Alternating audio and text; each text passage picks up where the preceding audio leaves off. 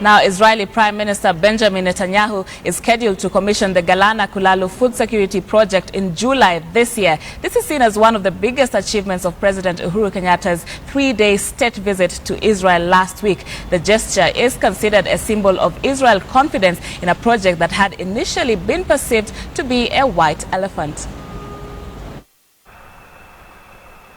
High on the agenda during President Kenyatta's visit to Israel was cooperation between the two countries in skills and technology transfer in order to boost Kenya's food security through irrigation.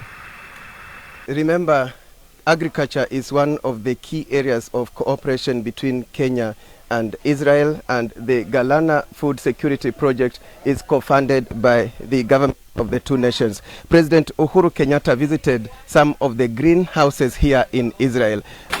This is the way we grow tomatoes, in the greenhouses that are protected, with the insect nets, with the plastic, with the strings, lowering the plants down. We are here to benchmark what the green lava in terms of their capacity, in terms of technology, and vis-a-vis what they are implementing in Galana Irrigation project, the 10,000 model farm. We're also looking at areas of water technology. As you know, Israel is a water-scarce country, but through desalination, they have been able to turn around their water fortunes to becoming a water surplus country.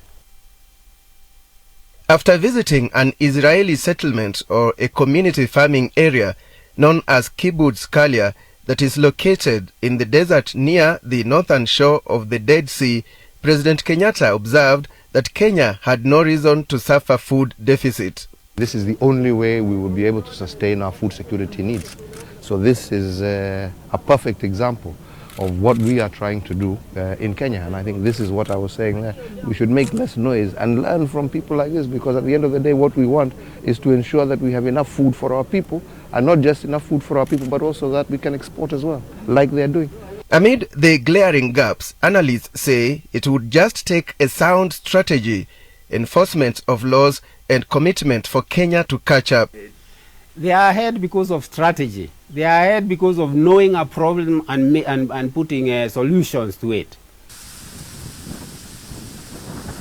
The Galana Food Security Project that is funded by the government of Israel to the tune of 7.2 billion shillings after being scaled down by a half from 14 billion shillings is the real taste of Kenya's place in dryland farming. The first test harvest on 500 acres of land was the subject of a parliamentary investigation with the National Assembly Agriculture Committee in 2015, expressing reservations about the viability of the project. But now, as the committee, first and foremost, we are 100% in support of the Galana 1 million acres. We sought to find out why the committee has changed its position. When we received a report, they gave us an average report, an average production of the 16 varieties, which was averaging around 10 bags per acre. And we were not comfortable with that. But in holistic, we had various varieties. The leading varieties had produced more than 39 bags per acre, others 35, others 30 bags per acre, and the worst varieties were producing around 5 bags per acre. So we could not be able to take the average, which initially we were given on 10 bags per acre. But immediately we asked some of these questions. It was explained that the purpose of the 500 acres was to test the best yielding varieties. And then in the second phase of the second 500 acres, the government, through the NMB, went ahead and rolled out only the top 6 varieties. The second reason, according to the Agriculture Committee, is that the project had too many unnecessary components. It's not the business of government to set up mills, as which was initially proposed. It is the role of the private sector. The government to come up with PPP to bring in now the private players to set up mills in the farm. And that's why we are 100% in support of the new leadership in the Ministry of Water and Irrigation when they decided to scale down the project to 7.2 billion and concentrate on the core mandate. And the core mandate is irrigation. This farmer got here 40 years ago and there was no knowledge how to do this. no knowledge how to do it. The good news from Israel, according to the Cabinet Secretary for Irrigation, is that funding that was in abeyance has now been confirmed. We had already used about 2.5 billion, so therefore we're expecting about another 5 billion. Commitments have also been made in the area of training. And we believe that an irrigation institute established in Kenya will give us a bigger number of students because of the limitation of flying students all the way to Israel.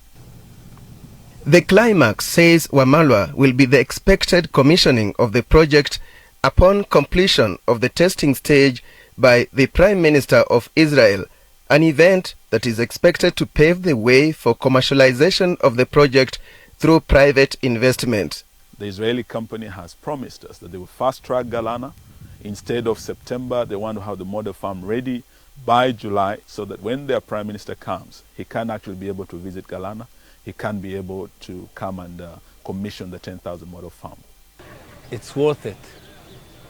It's crucial. It's important.